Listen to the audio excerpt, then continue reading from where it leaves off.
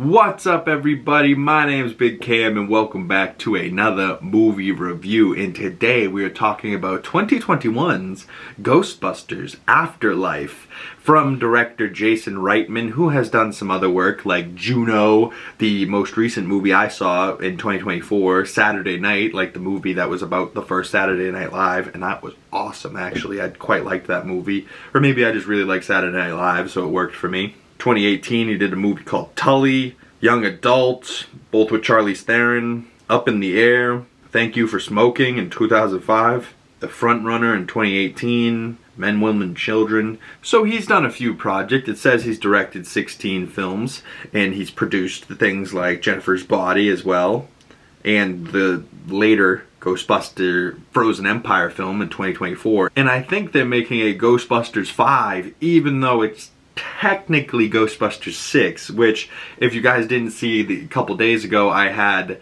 the 2016 Ghostbusters Answer the Call, the female group women Ghostbusters movie review out on the channel, which that movie wasn't loved or, you know, critically rated, but, you know, that cast is still pretty great, but not that great a movie, so they pretty much ignored that movie entirely. And then with Ghostbusters Afterlife, this is pretty much Ghostbusters 3, kind of continuing on the story from the 80s with the Ghostbusters 1 and 2, and, you know, bringing back the Ghostbusters even in just their cameo forms in this, although Egon, we'll talk about that in a second. But, you know, the stars of this movie, COON is the mom, McKenna Grace is the daughter, and now she's grown up. She was just in a movie recently that I was like, holy Christ, she's a grown-ass woman. Yeah, Regretting You in 2025. She's like, you know, a full grown-ass woman. Where like in Ghostbusters Afterlife, it was only 2021, but like, you know, 4 or 5 years ago at this point, even if she's 20, 4 or 5 years ago, she's 15. You know, she looks way younger in this film than she does right now. You know, I was blown away. I was like, God damn, she grew up fast. What the hell happened there? But McKenna Grace playing Phoebe in this movie is hilarious, and I really, you know, like, she's just so dry, but she's so like just a smart, quirky kid, and she's like the star of the show, honestly, with her her buddy Podcast played by Logan Kim. I really liked him too. But the mom is dating Gary Gruberson, played by Paul Rudd. Bokeem Woodbine's in here just for a quick second. He doesn't even really have a whole lot to do. He plays a sheriff in their town, and he just looks at him and goes, who are you gonna call? You know, like, it just, you know, Ghostbuster. Still a classic theme song. But Finn Wolfhard is in here as Phoebe's brother. Celeste O'Connor is in here as Lucky. I know her from Madam Web. She was pretty good in that. And she's pretty decent in this. She's like, you know, the girlfriend to like Finn Wolfhard's character and daughter to Bokeem Woodbine, I believe. And I loved that, like, the original Ghostbusters with Bill Murray, Dan Aykroyd, Ernie, Hudson were in there as cameos.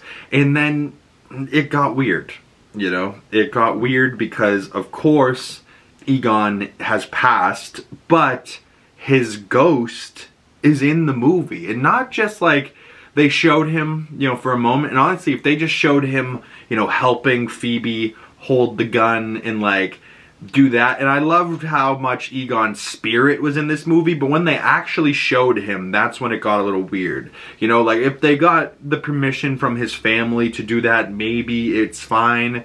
But, like, I don't know, a part of me while I was watching it, I go, damn, they showed Egon. And it really made me emotional, and, like, I was like, oh God, this is such a sweet moment. And it was, like, really an impactful, heartbreaking moment. But then the more they sat on him, the more I felt weird about it. Like, this guy's dead, you guys put him in this movie, he's obviously not going to profit from this movie because he's dead. So, like, then they, you know, I don't know how Hollywood studios work, but most of the time they're not that nice. So, you know, hopefully they did something for Egon's family. I'm real sorry for the actor's name, I really should know that. Harold Ramis, I believe is his name. I was looking it up, but now it jumped in my head. I think it's Harold Ramis, but either way, Egon. Egon is definitely my favorite character from the Ghostbusters movies. So, like, seeing him in Ghostbusters Afterlife felt so correct and right.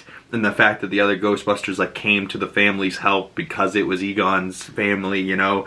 And even though they thought he had gone crazy, he hadn't. He just figured it out before anybody else, and yeah, he had set up the traps for them to be able to do. And even in his afterlife now, Egon's the ghost, so now there's a ghost, a part of the Ghostbusters, which I thought was like great. And like they were all standing there like looking at him, and obviously they don't make him speak, which is good, but like you see him, you know, like and he's there quite a while, and it felt good, but it also felt really wrong and weird to see him on screen. But at the same time, like the more and more I thought about it, it's also like, imagine your best friend passed and you're making a movie and you immortalized your past buddy in a film forever, right? Like, so say he's passed and the other 3 Ghostbusters made a Ghostbusters movie and they just never talked about Egon ever. That would feel really fucking wrong too, would it not? You'd just be like, whoa, whoa, whoa, there was 4 of you and you guys are just gonna pretend you're a trio now? What the fuck? You know, like everyone would be weird about that as well.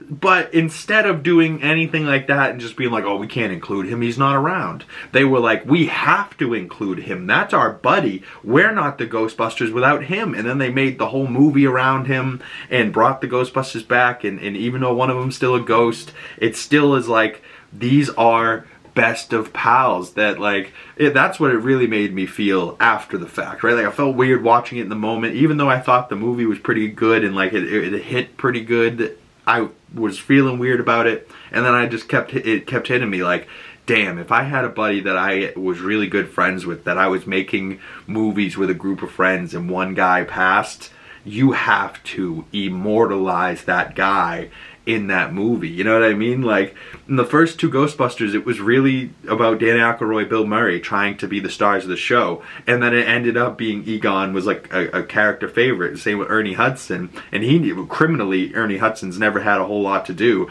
So I'm hoping Ernie gets a lot more to do in, you know, this movie, in the next Frozen Empire.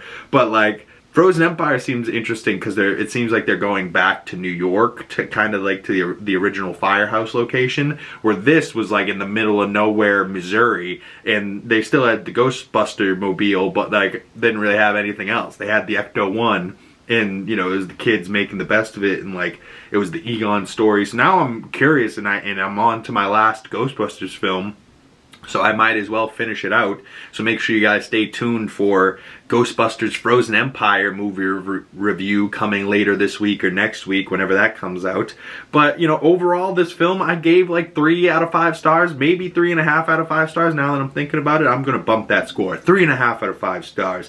This movie I liked. I really did like it. I enjoyed it, and I wouldn't not want to watch it. You know what I mean? Like after the fact, I was like, I think I really like that movie, and I think I really like the Ghostbusters, but I think it's way better than the original 2, to be honest.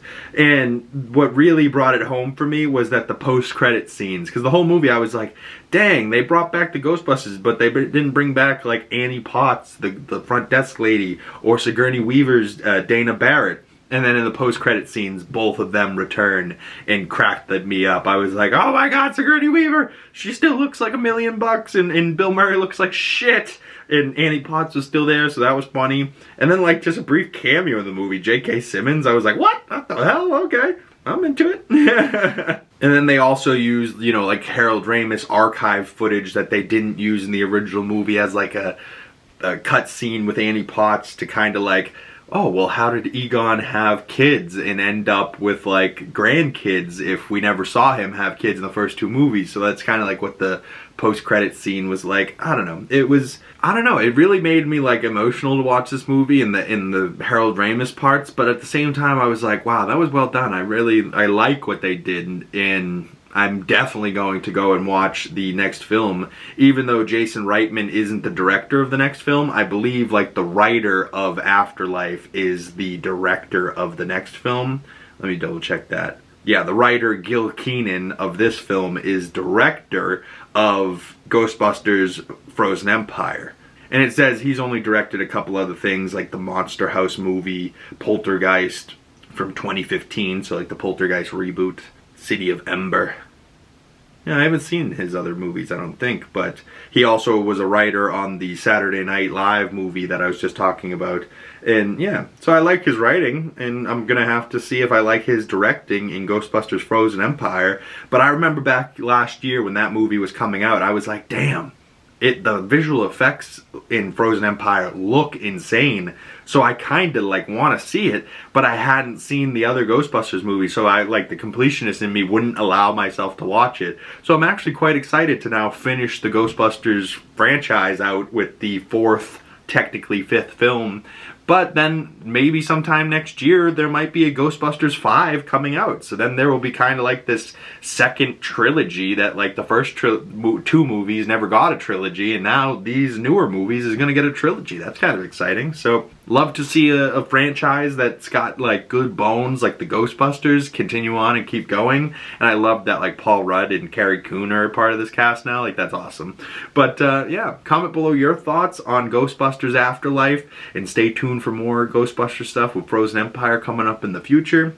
But I'd love to hear your ranking or score for this movie down in the comment section below, or you can send them to me on my other social medias. Links for those down in the description below. And if you've made it this far into the video and you would like to support the channel, the best way to do that is liking this video, commenting down below, subscribing if you haven't already, and make sure you hit that bell so you get the notifications when another movie review comes out. Once again, my name's Big Cam, and I will see you beautiful people in the next one. Peace!